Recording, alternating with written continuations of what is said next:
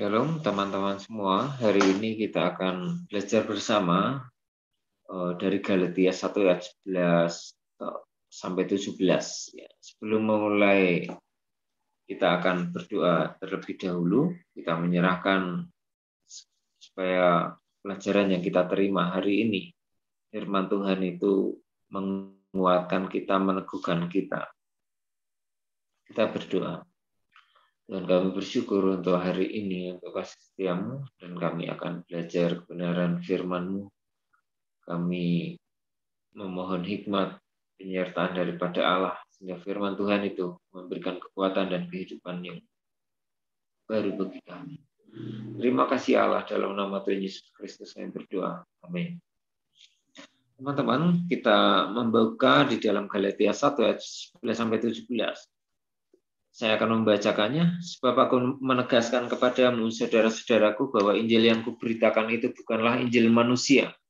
Karena aku bukan menerimanya dari manusia, dan bukan manusia yang mengajarkannya kepadaku. Tetapi aku menerimanya oleh pernyataan Yesus Kristus. Sebab kamu telah mendengar tentang hidupku dalam agama Yahudi, tanpa batas aku menganiaya jemaat Allah dan berusaha membinasakannya.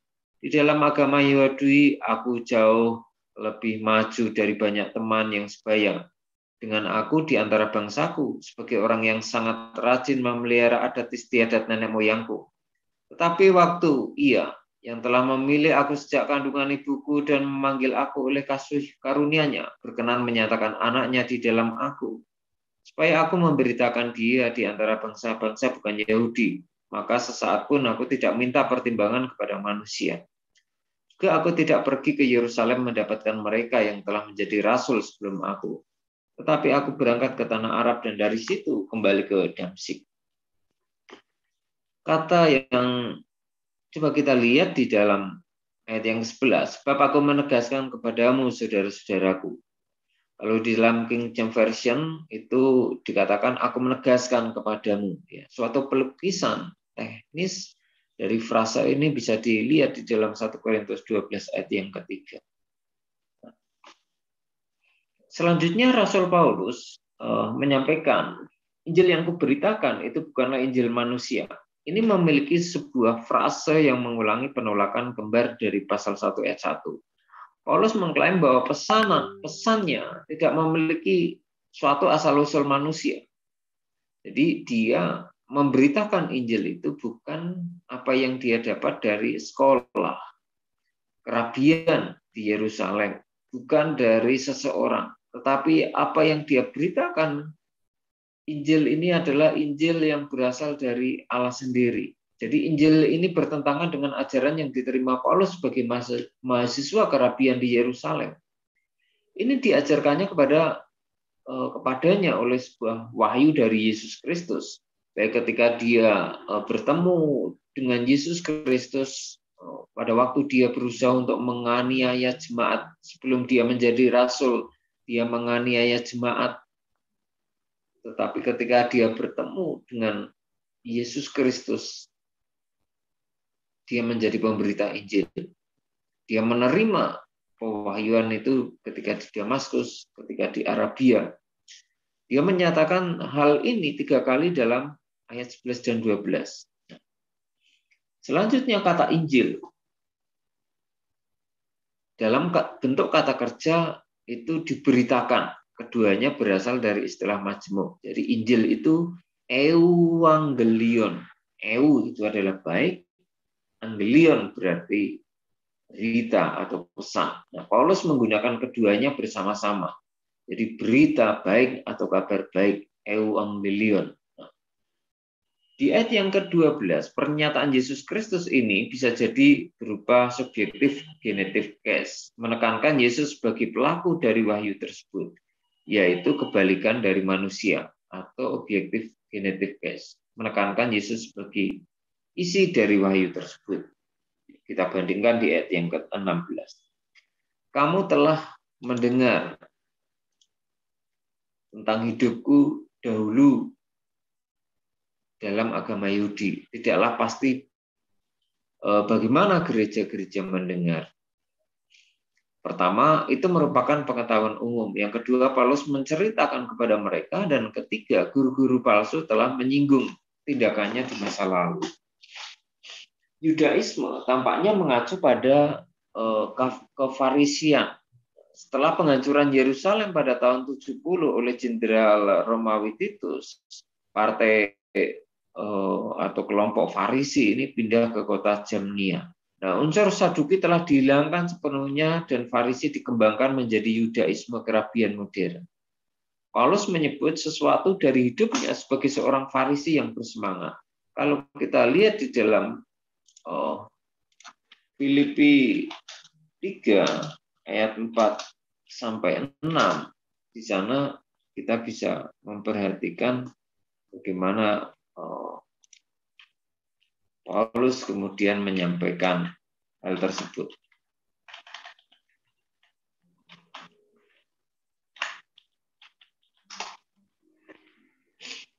Saya membacakannya. Sekalipun aku juga ada alasan untuk menaruh percaya pada hal-hal lahiriah. Jika ada orang lain menyangka dapat menaruh percaya pada hal-hal lahiriah, aku lebih lagi. Filipi 3 ayat yang kelima, selanjutnya disunat pada hari ke-8 dari bangsa Israel, dari suku Benyamin, orang Ibrani asli. Tentang penderitaan terhadap hukum Taurat, aku orang Farisi. Tentang pendirian terhadap hukum Taurat, aku orang Farisi. Tentang kegiatan, aku penganiaya jemaat. Tentang kebenaran dalam mentaati hukum Taurat, aku tidak bercacat. Paulus mencoba menyampaikan atau menyebutkan sisi dirinya ketika dia digugat tentang kehidupannya. Dia menyampaikan dia seorang Farisi dari suku Benyamin, dia orang Yahudi, orang Ibrani asli. Nah, kita melihat di situ kemudian Rasul Paulus membahas atau menyinggung tentang Farisi. Nah, istilah ini memiliki satu dari kemungkinan asal berikut ini. Terpisah, kelompok ini berkembang selama periode Makabi. Kalau kita berbicara tentang Farisi, ini adalah pandangan yang paling banyak diterima. Kemudian membagi, ini adalah arti lain dari akar kata Ibrani yang sama. Beberapa orang menekankan berarti seorang penafsir atau orang Persia. Ini arti lain dari akar bahasa Aram yang sama. Beberapa doktrin dari kaum Farisi memiliki banyak kemiripan dengan paham dualisme khas Zoroaster dari Persia. Mereka berkembang selama periode Makabe dari kaum Hasidim yang saleh. Beberapa kelompok yang berbeda sebagai kelompok Essens muncul dari reaksi anti-Helenistis terhadap Antiochus IV di Epiphanes. Kaum Farisi pertama-tama disebut dalam buku Josephus Peninggalan Kuno Orang Yahudi judulnya.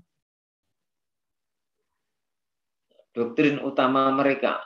Jadi orang Farisi ini adalah percaya pada Mesias yang akan datang yang dipengaruhi oleh tulisan apokaliptik Yahudi.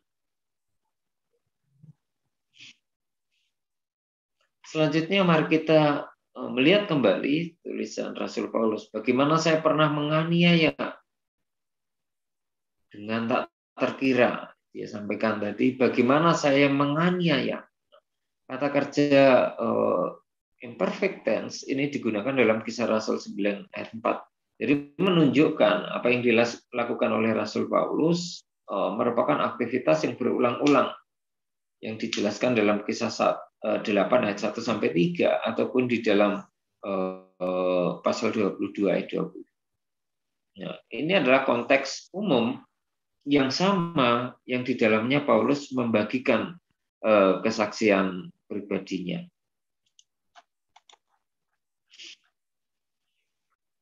Ada beberapa kata yang perlu kita pahami yang berkaitan dengan tulisan Rasul Paulus ini, yaitu pertama adalah hapak legomenon, hanya digunakan satu kali dalam Perjanjian Baru. Kemudian ada huberragmos, ada huberaup sano, Huber baino, Huber keina, Huber extenina, Huber entukano, Huber nikao, Huber plenaso, Huber upso, dan Huber proneo.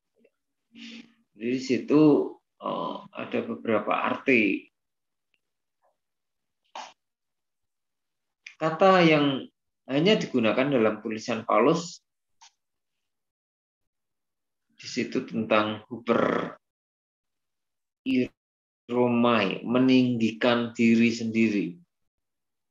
Di situ tak terukur sangat berlebih, itu Huber balontos. Ya, kalau kita pernah mendengar kata hiperbola, gitu ya. Ada hyperbole, melampaui target, perlindungan diri yang luar biasa.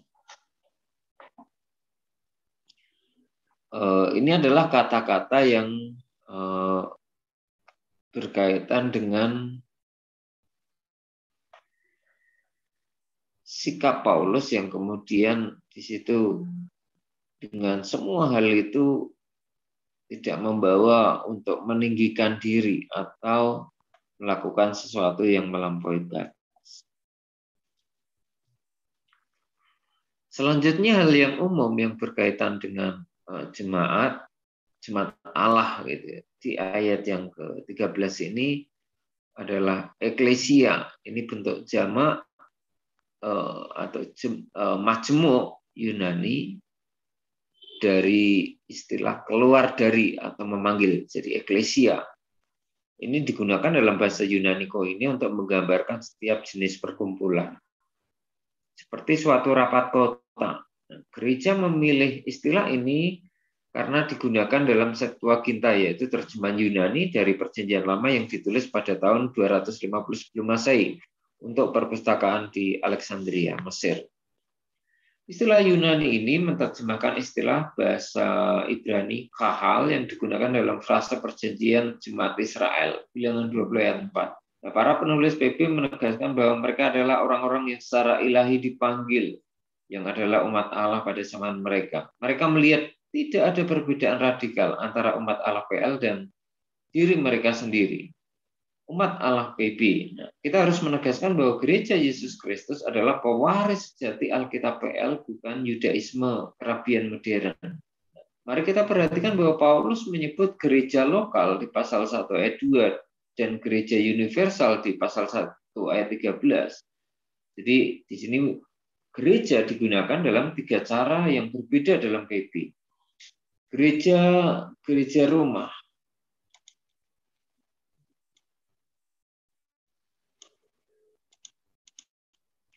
Kemudian gereja lokal atau wilayah. Bisa dibandingkan di 1 Korintus 1 ayat 2. Seluruh tubuh Kristus di bumi. Itu yang ketiga. Di ayat yang kita 13 ini yang kita baca. Bisa dibandingkan di Matius 16 ayat 18. Kemudian di situ ada kata dan berusaha membinasakannya. Frasa kata kerja ini adalah imperfect tense yang berarti tindakan berulang di masa lalu. Selanjutnya ayat yang ke-14. Di dalam agama Yahudi, aku lebih maju dari banyak teman yang sebaya dengan aku. Nah, ungkapan Rasul Paulus ini merujuk pada semua siswa kerabian Paulus di Yerusalem. Tidak ada yang lebih antusias daripada pada masa para mahasiswa teologi tahun pertama. Jadi semangat Yahudi atau hukum sebenarnya adalah dan masih merupakan pengabdian dan semangat tanpa pengetahuan dan kebenaran. Paulus sedang mencoba untuk menyenangkan orang-orang Yahudi sesamanya. Sebagai orang yang sangat rajin memelihara adat istiadat nenek moyangku, Rasul Paulus menyatakan demikian. Berikut ini adalah penggunaan istilah tradisi, yang adalah sebuah istilah teknis untuk tradisi lisan. Orang-orang Yahudi percaya bahwa tradisi lisan seperti PL yang tertulis diberikan oleh Allah kepada Musa di Gunung Sinai, dan tradisi lisan dimaksudkan untuk mengelilingi, melindungi, dan menafsirkan perjanjian lama tertulis. Kemudian dikoordinasikan dalam Talmud Babilonia dan Palestina. Ini menghasilkan formalisme dan cerita rakyat, bukannya suatu hubungan iman yang vital. Kita lihat di catatan tradisi. Di ayat yang ke-15, tapi ketika Allah, dalam terjemahan New King James Version, namun ketika menyenangkan Allah. Banyak naskah kuno yang dapat diandalkan, bukannya memiliki istilah Allah, melainkan menggunakan kata ganti maskulin. Iya, Theos, Allah tidak terdapat dalam naskah Adenti. Ia kemungkinan besar adalah aslinya, dan ahli-ahli Taurat kemudian mendapatkan Theos untuk memperjelas kata ganti yang ngerasuin. Yang telah memilih aku sejak kandungan ibuku dan memanggil aku oleh kasih karunia-Nya.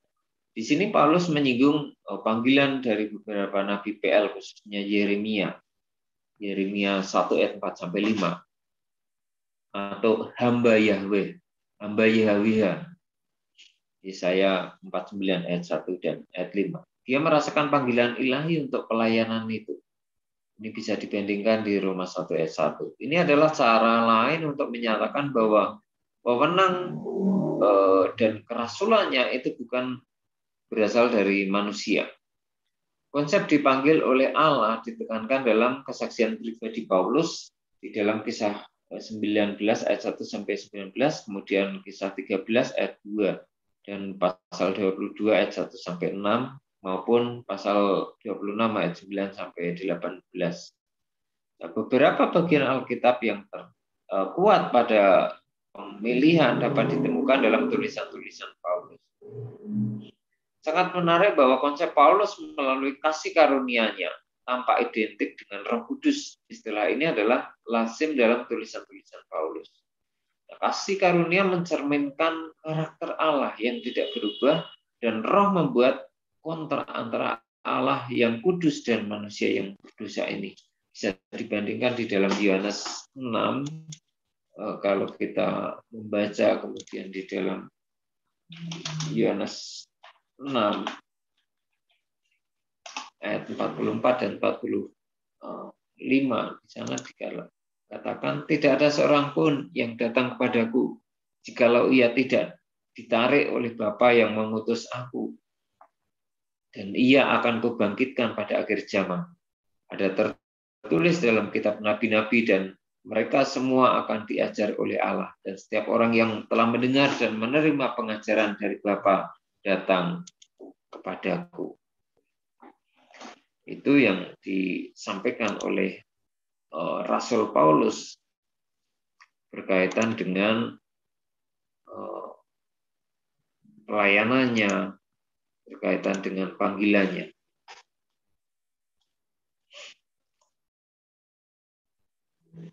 Di ayat 16 ini Paulus mengatakan berkenan menyatakan anaknya di dalam aku. Kata menyatakan itu adalah apokalupto yang diterjemahkan sebagai wahyu. Dalam ayat 12 biasanya berarti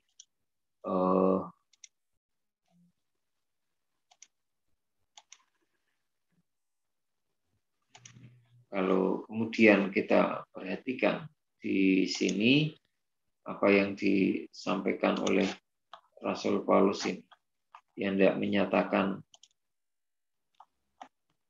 berkenan menyatakan anaknya di dalamku, atau berkenan menyatakan anaknya padaku. Jadi apokalupto menyatakan itu sebagai wahyu, dan kata wahyu ini adalah orang-orang yang digunakan oleh orang-orang yang langsung menerima firman itu dari Allah. Misalnya para nabi, para rasul ini, mereka menerima. Ayat 12 biasanya berarti suatu manifestasi penyingkapan yang jelas. Tampaknya ini terjadi di jalan ke Damaskus dan kemudian di Arabia.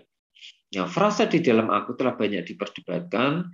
Beberapa percaya ini berarti bahwa Allah menyatakan Yesus kepada Paulus, sementara yang lain berpikir itu berarti bahwa Allah menyatakan Yesus melalui Paulus. Keduanya benar. Terjemahan Revised English Bible menggabungkan kedua kemungkinan ini untuk menyatakan putranya di dalam dan melalui aku. Jadi konteks lebih besarnya tampak lebih cocok dengan pilihan yang pertama, tetapi dalam ayat 16 pilihan kedua adalah yang paling cocok. Supaya aku memberitakan di antara bangsa-bangsa bukan Yahudi. Frasa yang digunakan di sini di dalam aku disejajarkan oleh di antara bangsa-bangsa bukan Yahudi. Jadi Allah memanggil Paulus untuk memanggil orang kafir di kisah 9 ayat 15 atau di ayat yang lain yang di sini ditulis, kita memperoleh kata etnis dari kata Yunani untuk orang bukan Yahudi. Selanjutnya, aku tidak segera membahas bersama dengan daging dan darah.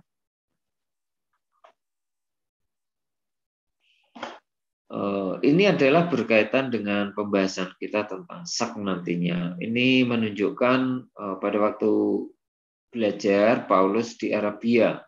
Kita tidak yakin berapa lama dia belajar atau berapa lama tinggal di Arabia. Mungkin ini adalah kerajaan Nabatean yang sangat dekat dengan kota Damaskus, hanya di sebelah tenggaranya.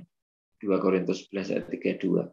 Dan dari ayat 18, ia bisa jadi tinggal selama 3 tahun, tapi tidak pasti.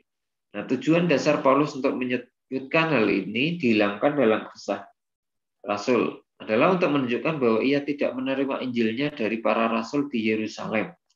Jadi kalau dia katakan bahwa dia itu tidak bertemu kemudian para rasul, untuk menegaskan bahwa pemberitaan Injilnya ini murni bukan dari pengajaran manusia. Artinya bahwa dia menerima itu dari wahyu Allah. Juga ia tidak secara resmi dikukuhkan oleh gereja di Yerusalem untuk menegaskan kembali bahwa Rasul Paulus ini mendapatkan wahyu dari Allah. Dari Allah, oleh Allah dia memberitakan Injil itu. Selanjutnya kita akan membahas tentang daging, topik khusus tentang daging yaitu sak. Istilah ini paling sering digunakan oleh Paulus dalam Galatia dan pengembangan teologisnya di Roma. Para ahli berbeda pada bagaimana cara mencirikan konotasi yang berada dari istilah ini. Pasti ada beberapa simpang siur, tumpang tindih. Nah, beberapa hal yang kita bicarakan ini adalah istilah-istilah yang berkaitan dengan daging atau sak ini. Tubuh manusia. Yohanes 1 ayat 14. Kemudian di 1 Korintus, di Roma, di Galatia, Filipi, disinggung semua. Daging itu juga berarti keturunan manusia atau pribadi manusia. Cara manusia, kelemahan manusia, dan sebagainya.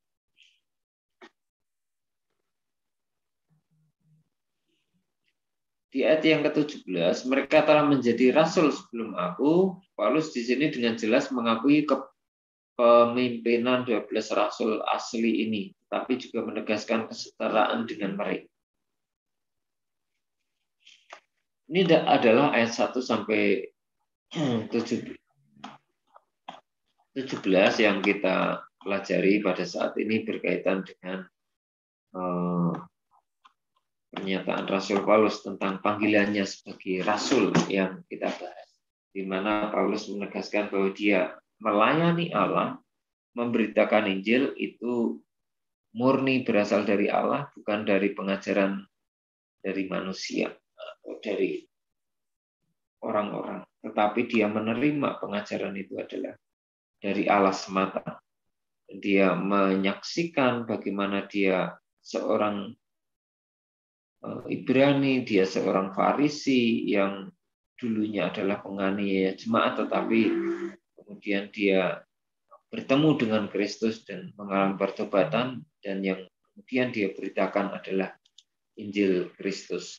Itu yang kita bahas pada saat ini tentang beberapa hal tentang kehidupan dari Rasul Paulus.